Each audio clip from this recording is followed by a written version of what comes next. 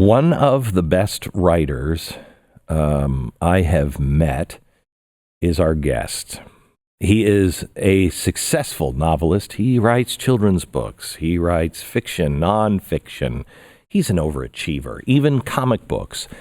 When I first met him, it was over a decade ago, and being a comic book fan, he called me up and he said, "Hey, I know you love history, I love history, and there is a house in Ohio that needs to be saved." It wasn't just some random real estate deal.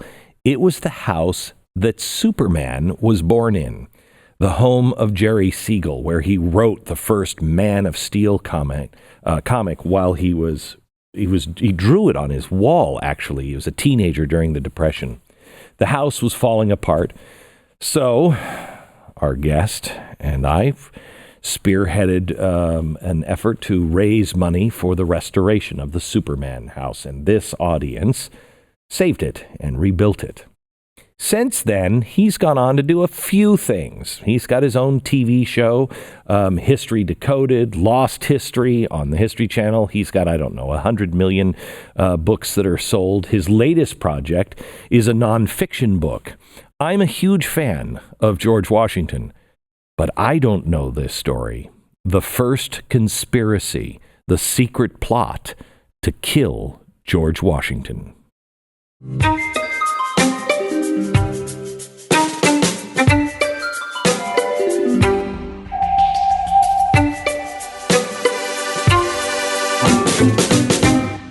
You are, I think, one of the best storytellers alive today.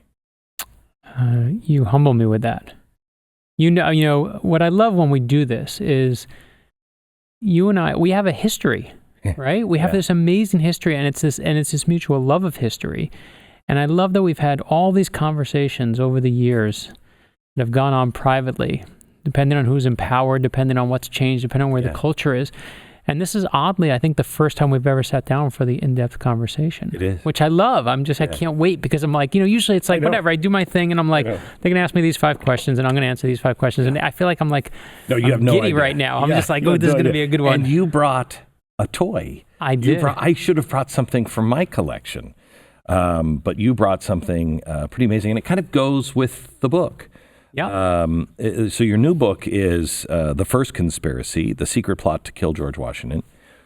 I know just a little bit of it. I just know the execution part. Mm-hmm. But I don't know anything else. And you know me. You love this stuff, and this stuff. I love George Washington, and I even have from 1911, I think, New York did the complete bound conspiracy papers. They bound all the conspiracy theories. So I have that. I still don't know this. And I didn't know this either. This story I found in, only the nerds read the footnotes. Mm-hmm. And that means you and I. Yeah. Right? And I found this nearly a decade ago in the footnotes. And I remember thinking, a secret plot to kill George Washington? Is this real? Is it fake? Is it internet nonsense? What is it? And it's true. In 1776, there was a secret plot to kill Washington. When George Washington finds out about it, he gathers up those responsible, builds a gallows. Let's not start at the end. Yeah, let's not start at the end. Let's just say... it's foiled. It's foiled. And George Washington, spoiler alert, lives. All right, so let's go back with George Washington. Because when you look at history, a lot of people were made into heroes that shouldn't have been made into heroes. Yep. A lot of the stuff that we read about is either bogus or just so one-sided. One of the guys I started doing research on, Edison and Tesla, I thought I knew the story. No, it's an incredible story. Edison's a monster. Yeah, I won't do Edison in the I Am books. Oh my gosh, he's a monster. Yeah. And you never know that. And so there are some things to where you look at, and we've made the problem of, we made it worse by making giant statues of people. And that's what we do. We do that. We've always done that with our heroes. We dip them in granite. We make these statues. Right. We worship at them, and we do a great disservice because then they're not people anymore. But this guy, George Washington, is the only one that I could find that isn't Winston Churchill. that if you talk to one set of people, Right, like you get a different answer. You get a different answer. Yeah. And he was both. Yep. This guy, I can't find the flaw in him. Yeah, and I totally agree. We've talked about this offline as well, but the thing about George Washington is he's not like John Adams. He's not like Thomas Jefferson, who are writing all their feelings to their loved ones and telling you every emotion they have. George Washington spends everything for him is close to the vest. Martha Washington obviously gets rid of all the papers, so we lose lots of correspondence. But even on some of the biggest days of his life, they barely merit a warrant in his diary on some of the biggest moments where he's scared. The day he was there when they signed the Constitution. The day they signed the Constitution, you know what's in his diary? No. I went to pick up my copy of Don Quixote. Right, which was his favorite book. Right. You're what? What are you doing? You just signed the Constitution, right? I mean, that's the thing is, even in fact, in this one, there's this day where someone dies in front of 20,000 people. If you murder someone in front of 20,000 people, you say, "Dear diary, had a bad day." And his is just like nothing, barely a mention. And it's not because he was, correct me if I'm wrong. Yeah. It's not because he was secretive. He was just very private and didn't. There's this great letter the archives has one half. They're trying to get the other half from a friend of mine. Okay. And they have the letter written to George Washington right after the Revolution. It says, George, they're going to praise your name up and down. They're going to name cities after you. They're going to build monuments. He's horrified by it. My friend has the response. And the response is, Dear Lord, I hope not. Yeah, of course. They should never praise me. It was the God Almighty that did it, and we all witnessed it. He's not trying to hide things or play it close to the vest, except in war.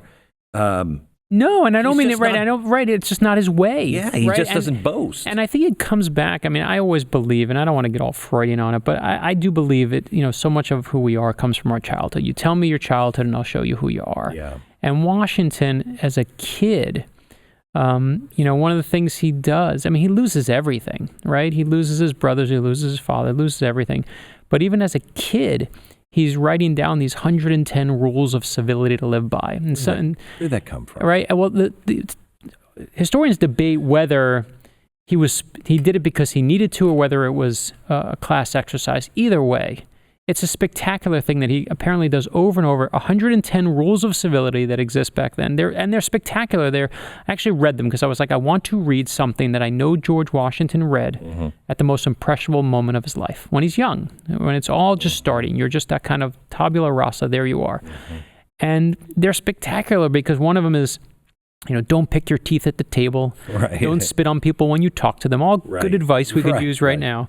Don't spit in the fire has kind of gone away to the side. Yeah. But it's also, about humility and modesty. Yes. And there are ways to be, when you say a proper Virginian gentleman, we assume it means someone with great manners. But I think for him, it actually meant to be a great man. And I think that's what I mean when I say close to the vest. It's not about being secretive. It's not about, I don't want anyone to know. I feel like when it comes to his own emotions, he's like, what I think doesn't matter. There are bigger things to worry about. And I feel like it all comes from this point of a level of humility that I've never seen on anyone in history. And I always say, I don't think George Washington's greatest victory or most important thing that he's ever done is winning the war. I don't think it's being president. I don't think it's any of that. I think the greatest thing he's ever done is that moment after the war where he can be king. And when we win the Revolutionary War, he can easily be the king of America. He was so popular, it would have made him the king of America. As you said in the letter, they're going to praise you forever. And the famous story, we've talked about this one, I remember, is King George. King George is talking to painter Benjamin West and says, what's George Washington doing after the war? And Benjamin West says he's going home. And King George says if he does that, he'll be the greatest man to ever live. Greatest man who ever lived, right? And that's what he does. And then he does it again after his second term. He could have had a third term or a fourth term, but that's what he continues to do. Is he has faith in us as a culture, faith in us as a country, faith in us as a people, that we'll be in charge of our own destiny. We don't need him on there. And I feel like when I think about that, a plot to kill George Washington, I just think, my God, would anyone else have had the character, the depth of character to walk away from that opportunity of power? And that's, I don't know anyone else in history like that. Not even today. I know. I don't Nothing. I mean, there's nothing like him. So where did that come from? Because his mother eventually kind of turned on him. Yeah. She's, said he was running for president the second time, and she said, "Oh, he's you wouldn't believe how much he spends on ice cream." That was the big scandal with George Washington. And his mother actually kind of made him give up a dream. He wanted to go and join, thank God he didn't, the British Navy. Yeah. And he's young, and he gets onto the ship. And his mom is making a scene. She goes, finds out that he's joined the Navy, and, "Oh, George, you cannot leave me." And he comes back down on the gangplank with his stuff. Yep. And he says, "Mother, if this is where you need me to be, I will remain at your side." And his whole life is about sacrifice.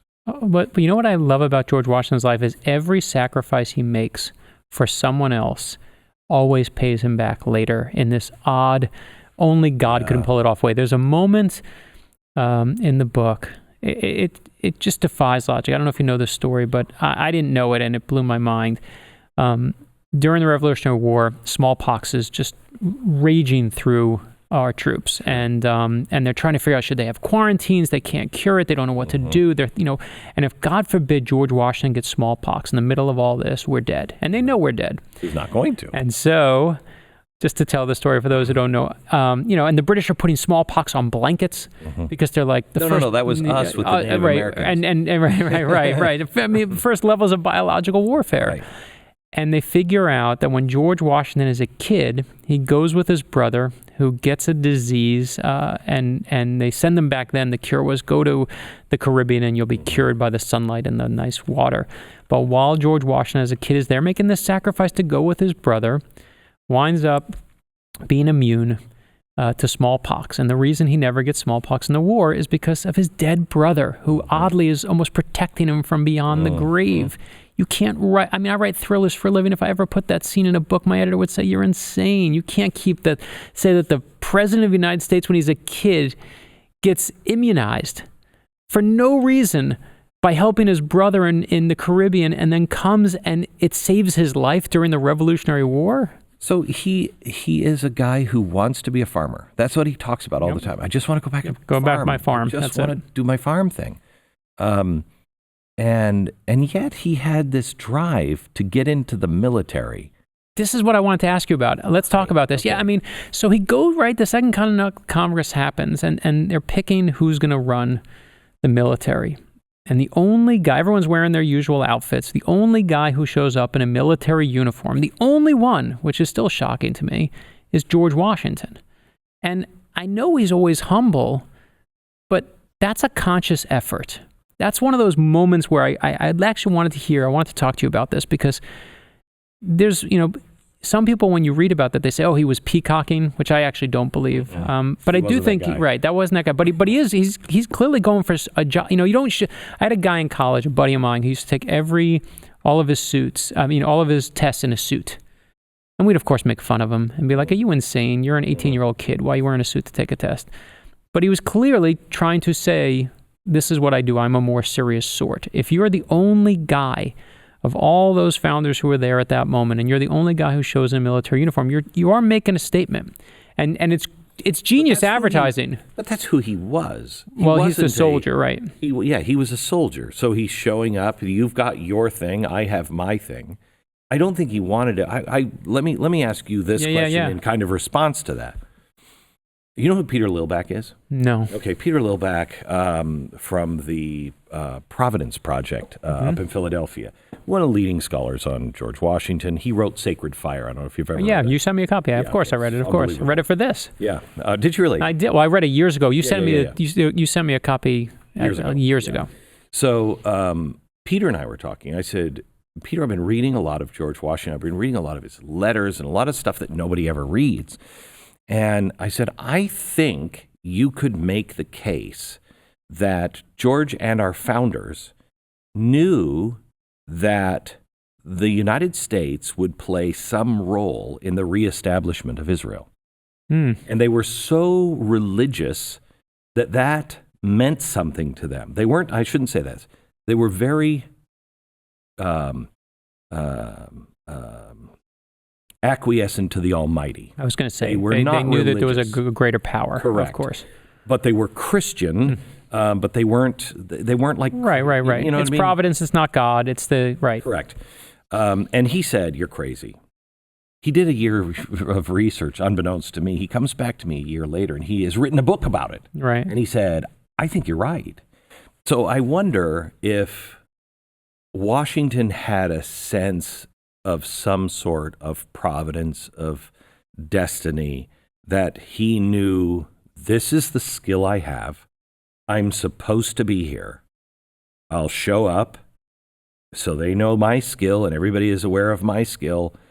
And they choose me, so be it. If they don't, so be it. Because remember, they choose him, and he says... And then he leaves, right? He runs out of the room. Right. You go, no, you can't talk about all the bad things about me with me in the room. Please. Right. And then when they go to tell him, they look around, he's gone.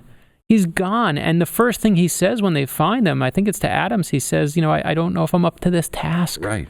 Which and is... I don't think he was. Right. First of all, he 100% wasn't. The first thing that one of the first things I should say that he does is he immediately goes to a bookstore. He orders books on how to be a better general. He did 3 things, right, when they appointed him? It was, I know the books. What were I got the sash. He wanted for the uniform. What were the other ones? There are plenty that he does, but you have 3 in mind that you know? No. No. You have I was going to say. Oh yeah, I said right. He gets the sash. So let's start over. He goes and gets books because he's like, and it's like the Idiot's Guide for 1776, right? I got to be a general, and this is military strategy. There's no time to get a uniform, but he wants to let people know he's in charge. So he orders a blue sash that you'll see in the pictures from then. And I just love that he's like, these are just the basic things, right? And that book thing is not a sign of weakness. It's the ultimate sign of strength. I believe Lincoln does the same thing as he immediately goes and says, I'm not up to this task. How do I get better immediately? My God. We need leaders, right? Yeah, we have a letter from Lincoln in about 56 where somebody's saying, you have to run. And he said, I don't think I'd be up to the task, but I will tell you, if I do ever become a position of leadership in Washington, there will be no one that will work harder to be able to do that. Yeah. They are preparing themselves. Right. But back to what you said, I do think that Washington, I just believe that, and especially then, I mean, again, it's not a science-driven time, right? It's a faith-driven time back then. I do believe that sense of destiny is something that plays. And I know, people love to tell that story in the French and Indian War where he's shot at and he has the bullet holes in his outfit and the Indian lore that someone said he was the chosen one to be the leader. That's lore. It's you have lore, any evidence right? No. Yeah. I'm saying, but the point of it is when stories like that persist, that lore it shows you the belief system at the time, right? Like if other people are saying you're the chosen one. So for instance, I think it was in Trenton, he was also shot at. He had several horses shot out from underneath him. Yeah. And he gets the biggest white stallions and rides up. Right. Goes right in the front of everything. Right. And that's not lore. That's true. That's true, right. And whether he knew it at the time, he was creating this legend of, you can't kill this guy. Right. Well, and listen, even when he was failing, I mean, and this is, I can't get into and can't get my head around or even pretend to say that we understand what he thought. The thing that frustrates me about many Washington books is they'll tell you, and then Washington thought this. And we don't know. We can't know. We can have a theory. You can have a theory. I can have a theory. But no one will ever know why he did it. What we do with our heroes in this moment is, again, we always do. Our heroes are mirrors. They're always mirrors. And we see in them what we want to see. And what we need. That's what being a hero is they give you something back in that way. But even when you go to the concrete things that happen, Washington still measures up. Even in the failures, in the Battle of Brooklyn, one of the scenes I love in the book is the Battle of Brooklyn, the first battles of the war here in New York. And, we tell the story. Washington's the greatest general who ever lived. He's got everything. He gets out-generaled. He's horrible. He gets outflanked by the British. He doesn't have the experience that the British have. He basically gets pinned down. He has the British in front of him. He's got the East River behind him. And this is the end. He should die in this moment. If he's a lesser man, he basically should say, you know what? We're pinned down. We're going to take out as many of them as we can. We'll show him who's boss. We'll go out in a blaze of glory. He'll beat his chest and show what a macho guy he is. But there's nothing genius about being a macho moron. There's nothing manly about that. Instead, he does the best thing he always does. He adapts to the situation. He improvises in that moment. And he plans a daring escape in the middle of the night. They commandeer every boat along the East River. They say, give me every boat you can find. And in the middle of the night when no one thinks they're going to go. In providential fog, if I'm not mistaken. Yeah, it always happens like that, right? You feel like there's something like Spielberg's directing the moment. You wouldn't believe it if you saw it in a movie, but they all write about it. And basically this fog comes in the middle of the night. He puts slowly, one by one, all of his men get on the boat. And he makes sure they're safe. But here's the key moment, Glenn, right?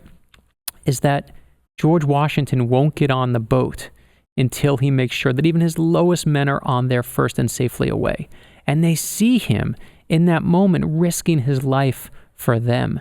And there are plenty of moments that come before and plenty of moments that come after. But to me, that's one of those moments where I think today we've forgotten the word united in United States. And that's one of those moments where we truly come together with a leader that leads us that way. So let me flip this around. I think one of the low points in Washington is when he's standing, I think, in New Jersey, and he's lost New York. He's lost everything. And now they're headed south again. Right. They retreat and retreat. Right. And we should say this for anyone listening. Every battle is we fight and we retreat a little. We fight and we retreat a little. We go to Long Island, we retreat. They just keep leaving. From Boston almost to Philadelphia. 100%. And it's months of just retreat. And so we have no chance. And he's standing and he's looking across the water at now New England with New York, all gone. Lost it all.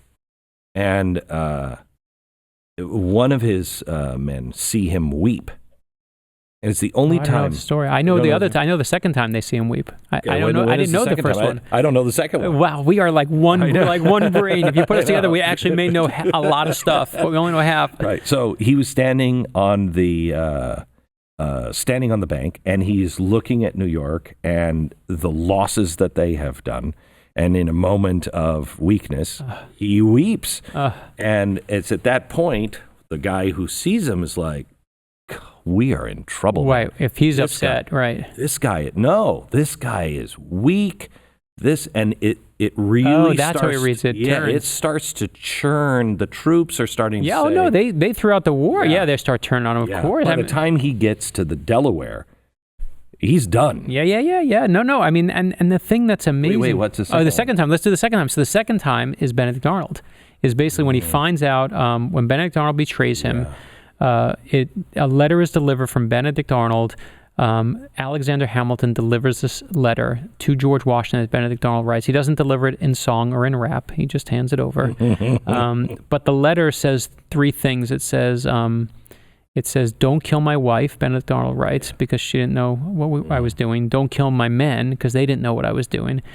And he actually also says, in the craziest moment of letter writing history, he says, basically, I want my stuff back. Can you bring me my belongings? And in that moment, he's just been betrayed by someone who was obviously one of his dearest and nearest and dearest. And they say that's one of the only times they've ever seen George Washington weep is in that moment. And the great part, the PS to that story is George Washington actually delivers his belongings. I mean, if you did that to me and you said, I don't give my stuff, I'd light it on fire. I'd light your stuff on fire and you betrayed me and we're done. It's not Washington. And it's not Washington. He actually does the gentlemanly thing and says, here you go, here's your belongings. Oh, which actually, if you want to do this, it works perfectly. Right, I was going to say, there was a problem that people don't understand here, and you mentioned it on unity. Let's talk about that, yeah. And loyalty, there's a couple things going on. Most people don't know it's between 20 and 30% are actually behind this revolution. Yep. About 30% are dead set against it. Yep. And the rest of the nation is like, whatever, I don't want to get involved. That's right. Okay? Which is no different than where we are today, right? Exactly right. It's the same exact thing. You have a liberal side, you have a conservative side, you have a middle side that's apathetic. Yeah. And God, you think in all these years we'd learn, but we're the same humans. And so the middle of the country, if you will, the middle section is like, I don't care. They'll play it either way just to stay. If the British are in town, hey, I'm with you guys. The Americans are in town. I'm with you guys. Far as they just want to live their life and be left alone. Oh, and I was actually struck when I was researching the book because I didn't know any of this. We always, again, we tell this the story we give our kids today. That my kids learn, and let's be honest, I don't want to say those kids today get off my lawn. I mean, the way I learned it is, there's a shot heard around the world, then there's a fight, there's a Declaration of Independence, George Washington comes in, we win, they sign the Constitution, he's the president, we live happily ever after. And it seems like a line that is just beautiful and straight and easy, and it's a giant mess. I asked my kids the other day, how many presidents did we have before George Washington? And they just looked up and said, what? I said, 7. 7. We had 7. Now, they were presidents of the Congress. Oh, okay, yeah. But most people, you don't even think that there's a time. Those 7 years is like, what? We won the war, we're the United States. No, we were something entirely different. And what struck me is how divided we were as a culture back then. What struck me was, because again, we think that dream is we believe in democracy, we hold hands, we come together. And democracy was a wonderful idea, but most, as you said, a third of the people were just, they saw what was happening with the king as just basically a trade deal that they needed better terms on. It was a financial solution. There was no great idea. They just said, just tax us less, give us a better deal. Let's negotiate a little, and we'll be fine under your rule. And that's one reason why I don't like Hamilton. Yeah. Because as soon as the war's over, he's like, let's just have a king. Make the money, right. Let's just have a king. But to me, I'm struck by that idea, and I love, and certainly we definitely do get to that point where democracy catches fire. It does the good idea does catch on. I don't want to deflate the whole thing, but what strikes me, and again, in a plot to kill Washington, you have to find people willing to do it. And what struck me is how divided our own military, our own people were, and we're always going to be like that. We did a look at. We were like, what's the culture look like in 1776? 10,000 men come to New York City trying to do what 10,000 men always do when they're left alone with no women around, right? Like they're gambling, they're drinking, they want to go see prostitutes. That's what they want to do. George Washington is a proper Virginia gentleman, is horrified by this. He has general orders is what they're called. And his general orders are the rules that are coming down on an almost daily basis because there's no rules to the army. He's got to build it. He has to make it. He's trying to figure out. And so one of the rules is, no gambling. He hated gambling. Everyone was playing cards back then, didn't even like that. He doesn't want them drinking, doesn't want them going to prostitutes. Like, all good rules, like almost as if he's a young boy again. But also because he knows it's insane to take on the English. You're talking about the greatest fighting force ever assembled. Ever. It's like the people in Toledo going, hey, let's go get the Navy SEALs. Right? It doesn't work. So he knows it's insane, and so he's playing into divine providence. Look, we have to be on God's side. We have to be people of merit.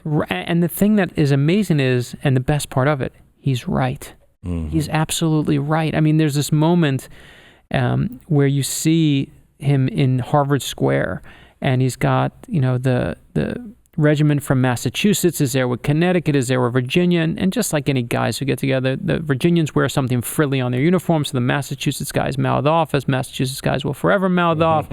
Fight breaks out, and Washington rides in, and the story goes, the first-hand account that we found in the letter is he grabs two of these guys and is shaking them and basically saying, stop fighting with each other, we're on the same team. And there was no United States back then.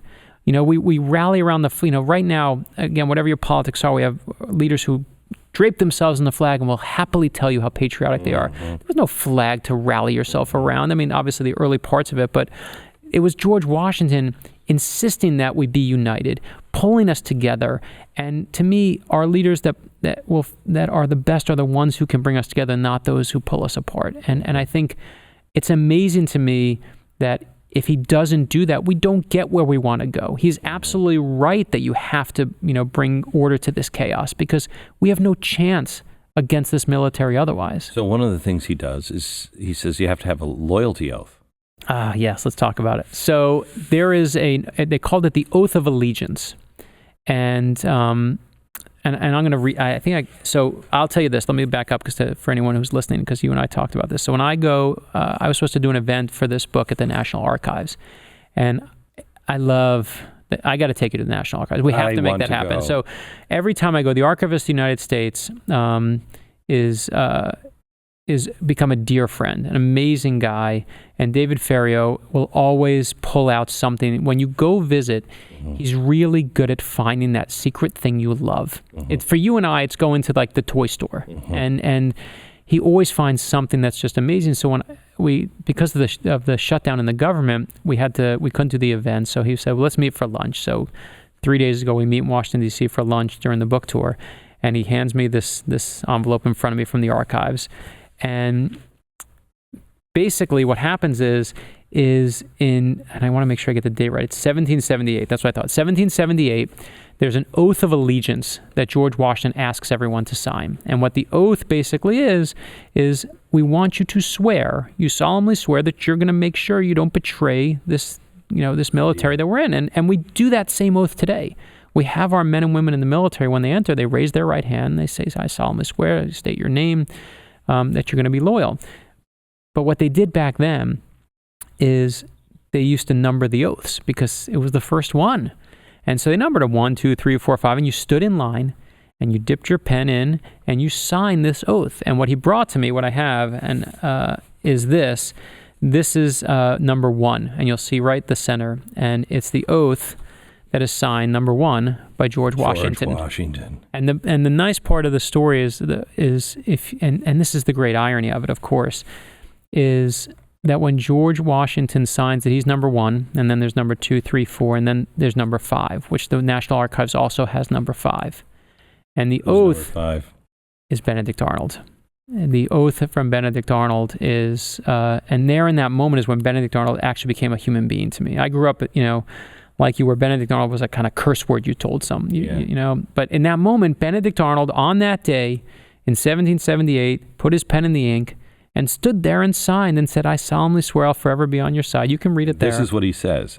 Written in his handwriting, I, George Washington, Commander-in-Chief of the Armies of the United States of America, then it's printed, do acknowledge the United States of America to be free, independent, and sovereign states, and declare that the people thereof owe no allegiance or obedience to George III, King of Great Britain. And I renounce, refuse, is it, it's refute, maybe? S's, yeah. And abjure any alliance or obedience to him. And I do, he wrote something here, or I do swear that I will, to the utmost of my power, support, maintain, and defend the said United States against said King George III, his heirs, his officers, or his successors, and to their abettors. And I will serve the United States in the office of Commander-in-Chief, which I now hold with fidelity, according to the best of my skill and understanding. And that's the first time. I mean, that's it, right? I get emotional every time I see it. There's George Washington swearing that he will forever be loyal to these United States. And it's not just something you talk about, but they took the time, wrote it up, made them, numbered them, and said, everybody, get in line. Wow. Get in line. And the Archivist of the United States was kind enough to bring me this one. He'd shown me, I'd never seen this one. He'd shown me Benedict Arnold's before. But I didn't even know they had George Washington's. They have in the archives, they have these treasure vaults. And they're rooms, I would say, some of them are, maybe 20 by 20. And they're dumpy. They, you think they look like Goldfinger, or something. They're dumpy, they're hard, but the air is pure. It's all modified. It's all fireproof. It's walls that are, can prevent Nicolas Cage from coming in the middle of the night and stealing the treasure map. And they have the best stuff. They have the most amazing things. So I walk in, and the head of the Smithsonian meets me. I go to the Smithsonian, and he said, come on in. And so it's one of those rooms with little thin drawers and stuff. And he said, oh, you'll like this. And he pulls out a drawer, and it's George Washington's christening dress. Oh, my gosh. Wow. Okay. Oh, my God. Oh, so much good stuff. Yeah, I know. The flag that was used against Thomas Jefferson by Adams in another drawer. And they start going through these drawers, and none of this stuff is seen anymore. Right. He gets to the very end. We go around this corner, and he's like, "You like this drawer?" And he pulls it out, and it's all stuff from my event in Washington, D.C. in a drawer. Of course it is. They have it, of course. And I said, "Shut up." Right. And he said, "It may never be seen." He said, "In 100 years, we may throw it away." He said, "But we found it's much better to collect it as it's happening." Wow. Then go back and try to get it. Well, the thing that's amazing about the archives to me when you go there is you think, put in the word Abraham Lincoln or George Washington, everything will come up. Mm-hmm. And the Washington stuff, I should say, they tend to know what they have. But as it goes forward, there's so much work product that they're still finding new things even in their own documents. So you'll see every 5 years will be a story that breaks on a new Lincoln letter that they've never seen before because there's so much paper. And in fact, right now what's happening is you're seeing, thank God for the Mormons out there who are helping pay to digitize so we can search it. Because otherwise the government doesn't have the money to digitize all this work product. And in fact, one of the places where some of it goes is the National Archives has caves hidden across the country, literally underground caves, because it's cheaper for air conditioning and to preserve the documents. So I was like, I gotta go see your secret underground. If you have a bat cave, I gotta go, right? I gotta make my way there. So I went out to St. Louis. I went to these places, and what they have, they have Jackie Kennedy's pink dress from the day JFK shot. It's not just paperwork, right? It's these amazing things. And obviously the letters that Nixon writes if the astronauts don't make it back, if they die up on the moon. You have the greatest job in the world. Trust me. I feel, when I go there, I mooch off their greatest job in the world. I feel like that they have the greatest job. What I get to do is I get to go in and look at it. Yeah, I guess. And every time I go, they have something that I go, how'd you not show me this last time? Because this is the greatest thing ever. Every time it's the greatest thing ever. And you realize that's us, right? It's the perfect metaphor for us as people. We are all, these amazing things and these horrible things, these unspeakable, we are all of us brave and terrified. We are all of us bold and scared. We are all of us amazing and cowards. And we are all of us, spectacular. Sometimes in the same hour, sometimes in the same, minutes. And that's what history always is, right? It's not that straight line we were talking about from, the start of the war to George Washington become president. It's like mercury. It flows every which way. It moves all over. It's contradictory. And that's not the bad part of history. That's the best part of it, is that it is exactly us. And that's what the government always will be, is it's us. We always want to say the government did this, the government did that. But the government's always the people. That's what it is. It's just us. And it's as messy and good as bad. It's at least a reflection of what we'll tolerate. And our best and our worst sides, depending on who's in power and who has it. But the point is it moves and it changes. And the line that has stuck out to me in the Declaration of Independence lately is, and I'm going to butcher it, but it's the line where it says, and history will show that man will put up with a lot, until it just gets so painful. That's it. And I think that's we say, oh, the government is doing all these horrible things. Well, somebody was around in the people, and they kind of knew it or had an opportunity to know it. They just didn't want to know. Right. There's a lot of stuff now we just don't want to know that we're tolerating. That's right. I think that, and listen, I always say the government is not, evilly stroking their cat and sitting on their throne. The government is, the government doesn't lie. People lie. Mm-hmm. And they lie for very human reasons, right? Because whether it's shame or whether it's not strong enough or whether it's greed or whether it's sex or whether it's, those are the basic, it's very human things. But I think I can't let that go because it's so beautiful. The founders are so genius when you look at what they constructed. And there's this, and I'll butcher it too, but right outside, I forget if it's the Senate or the House or somewhere in between in the U.S. Capitol, there's the line that basically says, and it shows the whole government is designed to fail. Mm-hmm. It is designed to be really hard to make change in the government. Mm-hmm. It is the founding fathers wanted one thing, and they said, if it's easy, then people will just come through and plow their way through, demand all their demands, and we'll have a king again. But if we make it really hard, we make two houses that have to fight each other, and then even if it gets past there and it's still bad, we have a Supreme Court to look over. We have a president who can veto it. We're designed to fight, designed to fail, so no one can do it. And it's genius in the way it's constructed. But it takes us, because we don't know our civil responsibility, our civil rules and responsibilities, it takes us a while. Like right now, you're starting to see in America people going, you know what, I don't really care what happens in Washington. They can't get a damn thing done. I agree. Yes. That's the system working at its best. There are people on both sides that want to take it crazy places. Yep. And you can't get anywhere in Washington. And so people on both sides want to take shortcuts. No, stick to the Constitution, because eventually the American people will go, you know what, you guys are a bunch of clowns. We'll just do it. Right. If history proves one thing, it's that there are great moments where we don't care until we do. And then when we do care, look out, because it's all going to change. And it's funny, I've been on book tour this week, and I started on CBS. I went to my friends at Fox News. I went to friends at CNN. I went to the local NPR affiliate. And despite what we all think, there are things we all agree on. America, whatever side you're on, is tired of the way we're talking to each other. Mm-hmm. We're tired of the way we've been playing this wonderful game of us versus them. Whatever side you're on, those people did this. If you're a Democrat, you hate the Republicans. You're a Republican, you hate the Democrats. We hate each other. And the way, what we do right now, we find an opinion that's opposite our own. We unfriend, we unfollow, and then we're surrounded by people who only agree with you. And nothing good will ever come of that.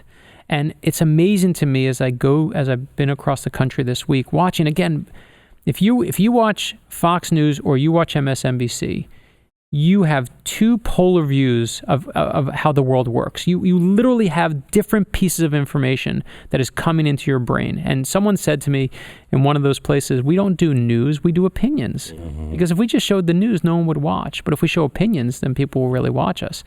And people watch and don't realize they're watching opinions. So we have in our phones the Library of Alexandria at our fingertips at all times, as much information as we want. But the hardest thing to find today is the truth, right? That's what you've always been. That's the bread and butter, right? Is the place where you can come and say, here's the truth. And we've lost sight of it. And we've lost sight of talking to each other. We've entered this hard part. And I think you're right. We're basically saying right now, you know what? I don't like what's happening in D.C. I'm going to ignore it. And then we'll get mad. And then once again, we'll ask for that change. It's a time of lack of courage. Yeah, I think it's courage.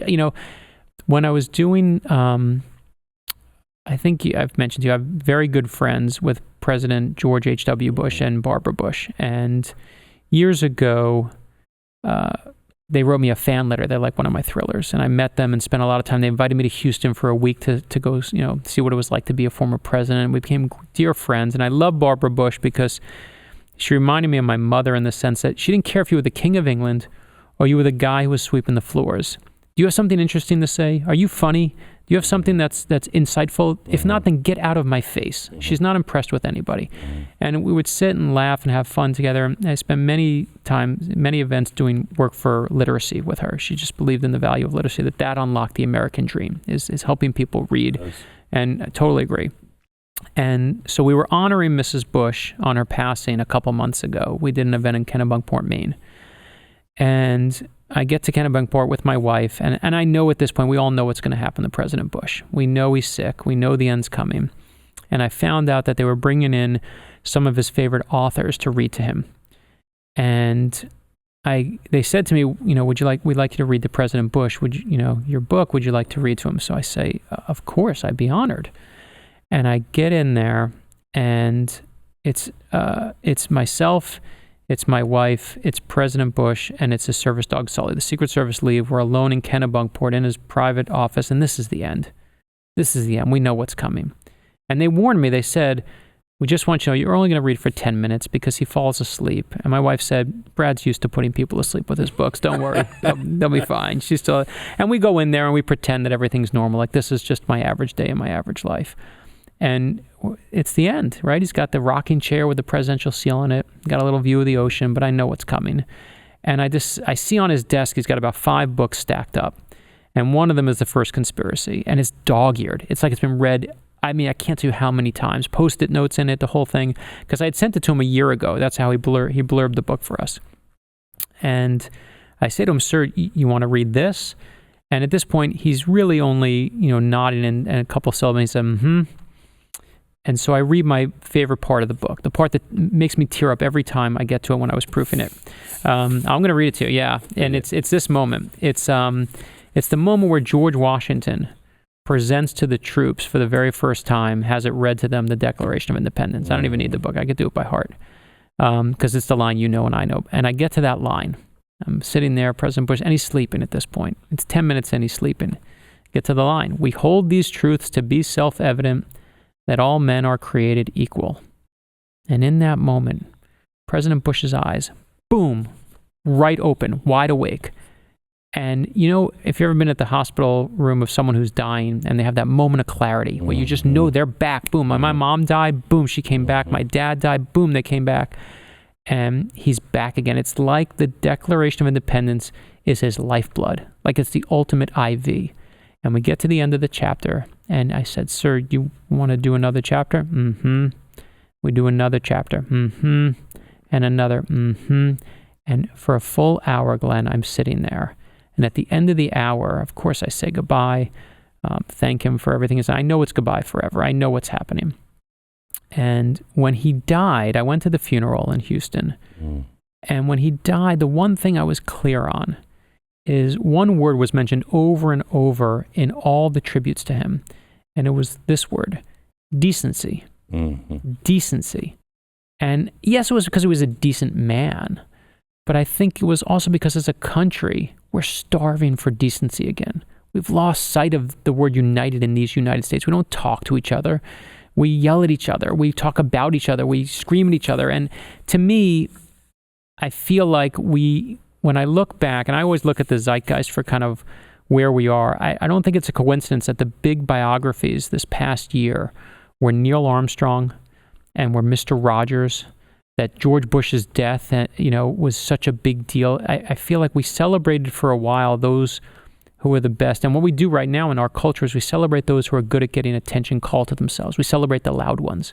We celebrate those who on social media, whether it's Facebook or Instagram or Twitter, anywhere else, are write with multiple exclamation points and tell us how great they are and can get the most attention. That's who we celebrate. That's who we like. That's who we pay attention to. But we're starving for that generation that taught us humility and decency. And I don't think it's a coincidence that Mr. Rogers was such a huge movie this year, or even that the movie, whether it was good or bad or otherwise, but about Neil Armstrong came out. Neil Armstrong never used the word I, used the word we. We did this. We accomplished it. And he wasn't just talking about the astronauts. He was talking about the scientists, the mathematicians, the people who sewed his spacesuit together. This was our accomplishment. And I know Hollywood can mess up or do a good movie, but the fact that they even made it in the same time and it's not that it's an answer, but it's showing a desire in the population for that humility and that decency that I feel like we've lost track of.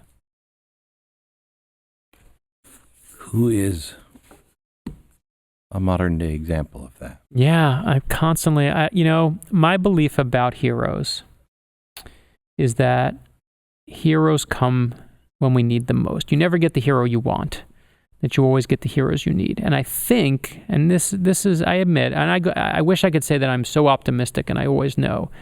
You can find me on a certain day and I say that person's coming, we haven't met them yet. I don't know who it is, but they're coming and we're going to need them because we need them right now, the same way as you need Superman or anyone else.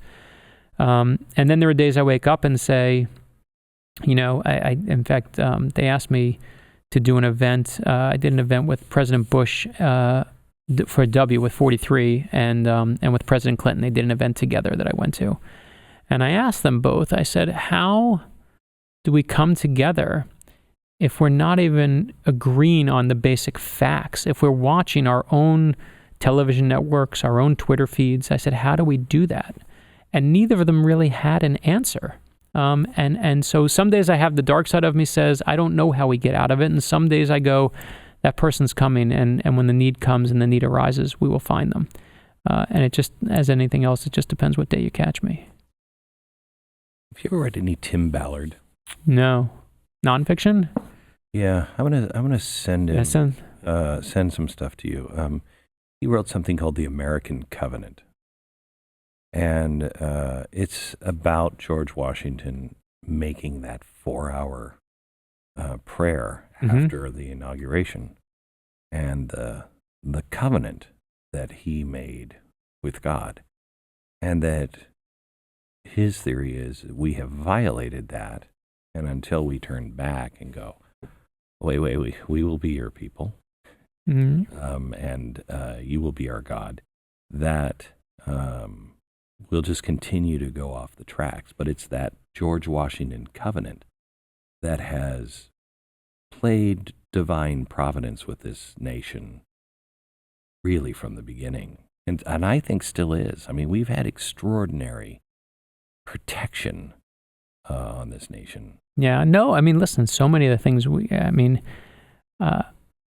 I feel like, and again, you can call it providence, you can call it God, you can call it whatever you want, but so much, especially when you study this era, is unexplainable by anything else. You know, you look at it and you go, how did this happen? Like Franklin say, right, how dare you? Right.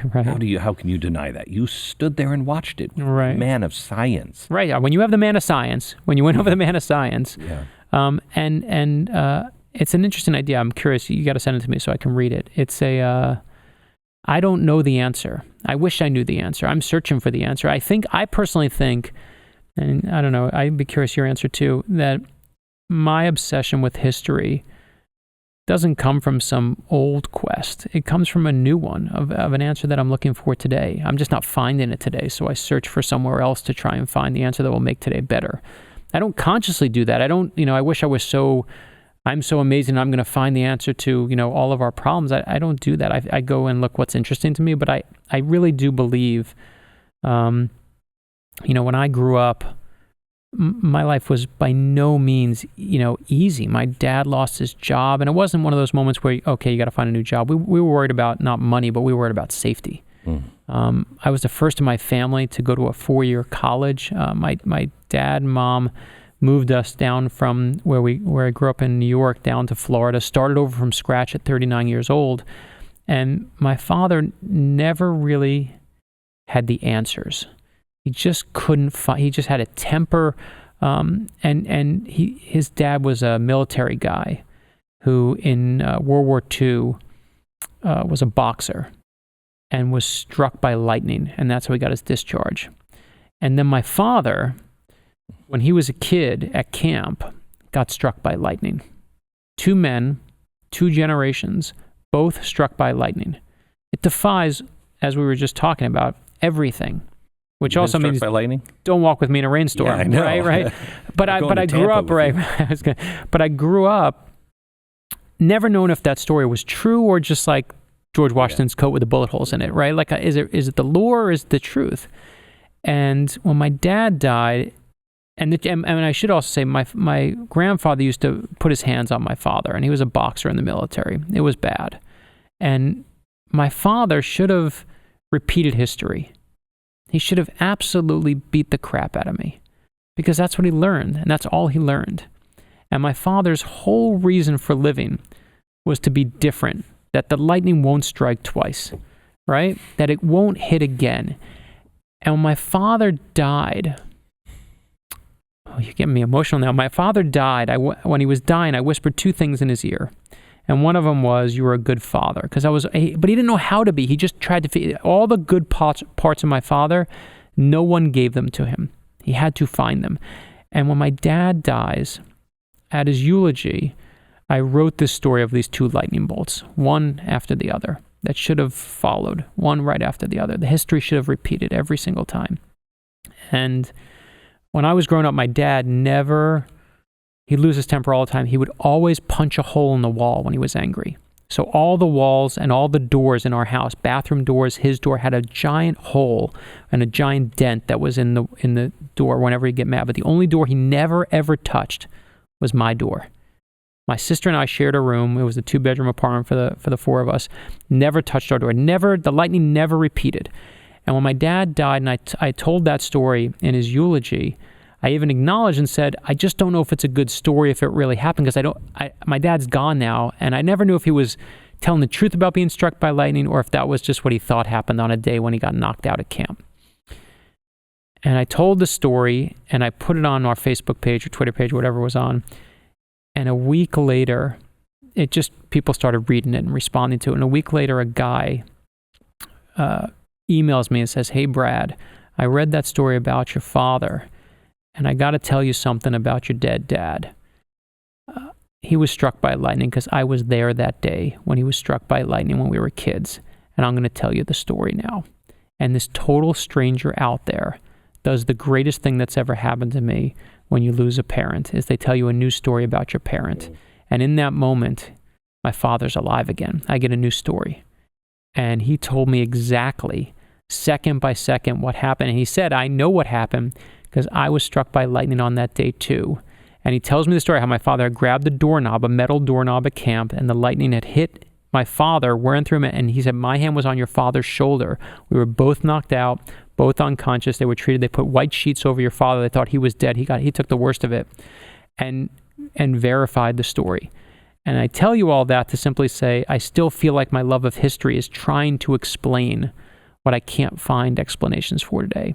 I don't know what they are. I know I say my prayers every night. I know what I believe, is that thing in the universe. But God, I can't find that answer. I think I know why you and I connect so much now. Dad thing. My father was beaten by his dad. And my dad, and I didn't understand this, my dad was gentle as a lamb in the house. And he didn't tell anybody until, and I'm the only one he told. Yeah, I didn't know until I grew up. 35. Same thing. Yeah. And I think what it is we are looking for, I think we're looking for the key that turns that on. But both of our fathers didn't want to repeat history. Yeah. They didn't want to be that. They didn't know how. They don't know what to do. My father is the same way, did not know how to be a dad. It was pretty lousy dad for a while, and a pretty great dad for a while, and pretty lousy dad at the end. But he was, up until the end, he tried. He was lousy at the beginning because I didn't know what was wrong with him. Right. He was trying not to be his father. Those words are literally in my father's eulogy, that all he was trying to do is not be his father. Yep. That's all. That was the only, right. That was his true north. Just do the opposite of that, right. And you got to be on the right path. He didn't realize that that's not enough. Yeah. You have to, and he said it to me, but I don't think he understood it. He also kind of like a Willy Loman in a way. You have no, it's literally, my father was a salesman. When I go see Death of a Salesman, I'm in tears because I'm like, there's my father. He's Willy Loman. He is him. Yeah. I mean, it is literally the play that undoes me. Yeah. Part of me went to Michigan because Arthur Miller went to Michigan. Wow. I mean, that play, I look at it, I'm like, there's my dad. My dad, he would come home, I feel like new level now, but he would come home from sales, and I knew he got paid because only on the days he got paid could he bring home the dry cleaning. And if the dry cleaning came home, I knew he would have takeout food, and he'd have the over his shoulder the dry cleaning, because those were the only days he could afford to come home. But the one thing my father knew, the only thing he knew, is how to love me like a crazy person, I mean, he would, and he was insane. Like, he would go into the bookstore and say, "This is the best story for my father. My father, when he was 18 years old, had knee surgery. And he died on the table. He flatlined, and they brought him back to life. And when he was in, I think, his 60s, he was going in for a hip replacement surgery. And he's worried that I don't have the body of an 18-year-old anymore. I'm in my 60s, and if I flatline, I'm dead. I'm not going to come back. So he thinks these are his last moments on the planet. And I fly home to see him, And he's so worried that these are his last moments on the planet that they have to fill him full of tranquilizers just to calm his blood pressure before they can give him the anesthetic. The doctor's like, he's crazy. He's like an animal on there. We have to literally trank him to give him the anesthetic. So they give him the tranquilizers, then they give him the anesthetic. They take him upstairs. An hour goes to an hour and a half. Hour and a half goes to 2 hours. Please let him be okay. And after 2 hours, the doctor comes down and he says, you want to see your father? I said, I do. And I go into the room. He's full of tranquilizers. He's full of anesthetic. He's flying high as a kite. He doesn't know where he is. And he opens his eyes and he says, I love you. And then he says to me, I sold a dozen books up there. And I said, that's what you're thinking of when you're this close to death? I said, that's what you're thinking of? And I said, did you tell him about the paperbacks? but this was the guy always selling, right? He's on his deathbed and he's still selling for his boy. Like he'd go into every Barnes & Noble and say, I'm here for Brad Meltzer's new book. He's my favorite author. They're like, Mr. Meltzer, we know he's your son. We know he's your son. And to the day he died, he was that guy. Willie Loman forever outdoing the sale, but never had the tools to figure out his own life, but just knew how to connect and how to close. That was what he did. 5 people, Brad, that you think are essential to know about. That's a good one. It may be completely either on the edges of history that people would have to go find, or maybe misunderstood. Yeah, I'll take. I want to give you a thoughtful answer, not a quick answer. I mean, I know, I do feel George Washington, Abraham Lincoln are 2, and I'm going to take away religious because I feel like that just creates a whole different thing. So let's just do historical. Those are always the top 2 that go. Doesn't have to be American. Yeah, no, I'll go anywhere.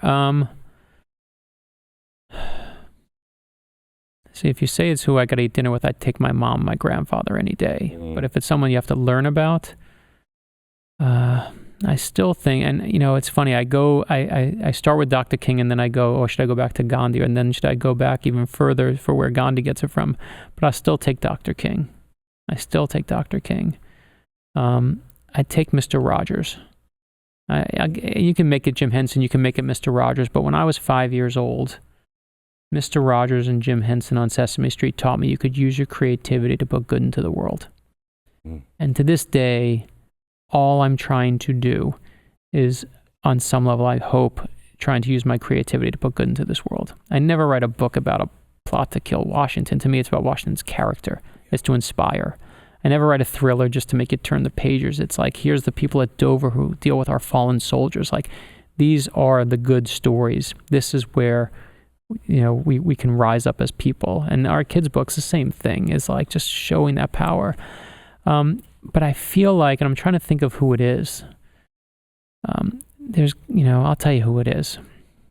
Here's one. This will be, here's my good last one. Sheila Spicer.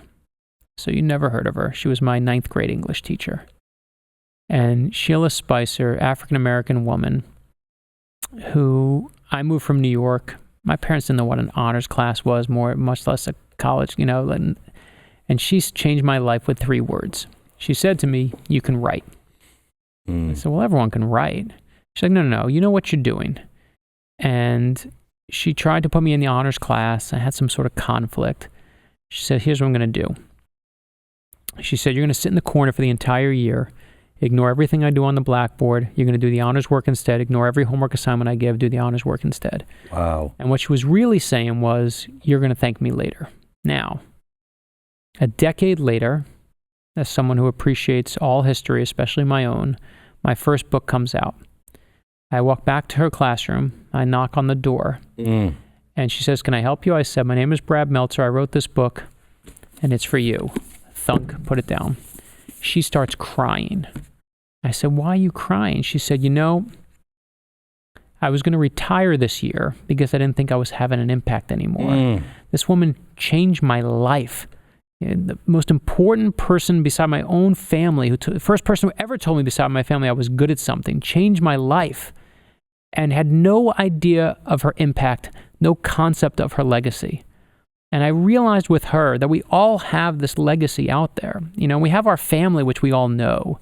But you also have these people you see every day. You have the Sheila Spicers that are out there that you work with, or coworkers or people like that are part of your legacy too. This woman, again, the biggest impact on me, and had no concept of her legacy.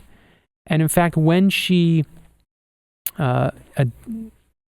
finally retired, I went to her retirement party. And I said, she didn't know I was going to be there. And I realized as I stepped in that it was a potential disaster, because when you go back to revisit your own history, you risk that history. All your memories of what you thought it was are all at risk. And she had actually lasted 12 more years after my thank you to her. When I went back and said thank you, and she said she was going to retire, she lasted 12 more years, is finally retiring. I said, don't tell her I'm going to be there. A coworker called me and said, I know what she means to you. And I sat there, and I'm hiding behind a pillar. It's a Friday afternoon.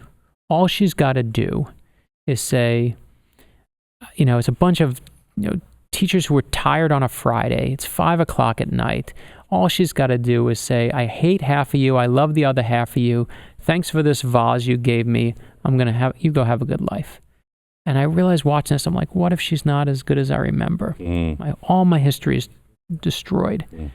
And she gets in front of these jaded teachers on a Friday afternoon at 5:00 and gives this speech and says to all of those out there who think that these kids have changed and America's changed and time has changed, do not give up on these kids. Do not give up on these kids. And she gives the rallying speech like it's the end of Braveheart, where I want to go and sign up for an education certificate. And she has no idea I'm there. This is not for show. She has no concept of what's happening. I'm like, oh my God, there's that woman who changed my life when I was a kid in 9th grade. There she is. And I highly recommend to anyone listening to this, there is someone, and I know you have it too, who was the first person who took a chance on you, the first person who told you were good at something. Go find them and say thank you. You will never believe what comes from it. A few years ago, a sailor on a submarine wrote me a letter and said, this was actually a decade ago, and said, I can't tell you where I am. I'm in an undisclosed location with the military, but we don't have many books on this submarine, but we have one of your thrillers. And I just want to thank you, because at a time when I really needed ease, this thing brought me ease. And I thought, that's a really nice thank you. I got to do something nice for that sailor. So I called up my publisher and I said, can I get 10,000 books donated to the USO? And they said, sure. And I said, that was easy. So I called another publisher, called another. We eventually got 40,000 books donated to the USO. I got involved with the USO. I did a lot of work with the USO. I've gone everywhere from the Middle East and Kuwait to Cuba. I'll do whatever they ask. I always go over the years. And when I go to Kuwait for the first one, it was during the war. And war was basically winding down at this point. And I go there, and one of the first soldiers that I meet says, I want to thank you, Brad, for all those books you donated a decade ago. And I said, how do you even know that? Nobody knows that story. And he said, well, when I was stationed in Iraq and Afghanistan, I'd always see stacks of your books, and they'd always say, courtesy of the USO, so I knew that you had to have donated them. I said, no, but I'm here to thank you. You're getting it all wrong. Don't thank me. I'm here to thank you. So I come back from that trip, and I'm like, I got to track down that original guy on the sailor, and I got to find him and tell him what his thank you set in motion. So I actually track him down. I couldn't find the email, bounced back. I found his phone number. I call him up. I said, my name is Brad Meltzer. 10 years ago, you wrote me a letter from a submarine thanking me. I just wanted you to know I got involved with the USO. We got 40,000 books donated. All these people were inspired thanks to what you did and your thank you. And I figured he's going to be all inspired. And you know where you're on the phone with someone, you know something's wrong? And I say to him, are you okay? And he says, no. And I said, what's wrong? And he said, a few days ago, he says to me, my mother died of breast cancer. And what he has no idea of is my mother had just died of breast cancer. And I said, I think I'm here to deliver a message to you. And he says, what's the message? And I said, when my mom died, everyone gave me this useless advice that I really couldn't deal with, and it just wasn't helpful. And I know they meant well, but it just didn't do me any good. I was so mad and upset that I lost my mom. And one person said something that really meant the world to me. So I think I'm here to share that message with you. And that's why we're really speaking today. And he says, what's the message? And I said to him, our mothers never leave us, ever. And he starts crying. And because he's crying, I'm obviously getting emotional in that moment. And I'm not one of those new agey people who feels like, rainbows and glitter cannons, rain down. But sometimes in this universe, we feel like we're alone. And other times we feel like we're profoundly connected. To anyone listening out there, find that person. Think that person who gave you your first real chance, that person who took that chance on you, who told you were good at something. Track them down and say thank you. You will never believe what comes from it. It will always pay back. So I take Miss Spicer. I'll take her any day. This has been very satisfying because I have learned a little bit about history. I've learned a little bit about you, and I have also discovered that you are a much better man than I am, and so I have something to shoot for. Vice versa. Always. The dad thing is blowing my mind right now. I didn't know we had that. Explains everything in an odd way. It does. Yeah, it does. That's a good one. Brad, thank you. Thank you, sir. Name of the book, The First Conspiracy, The Secret Plot to Kill George Washington.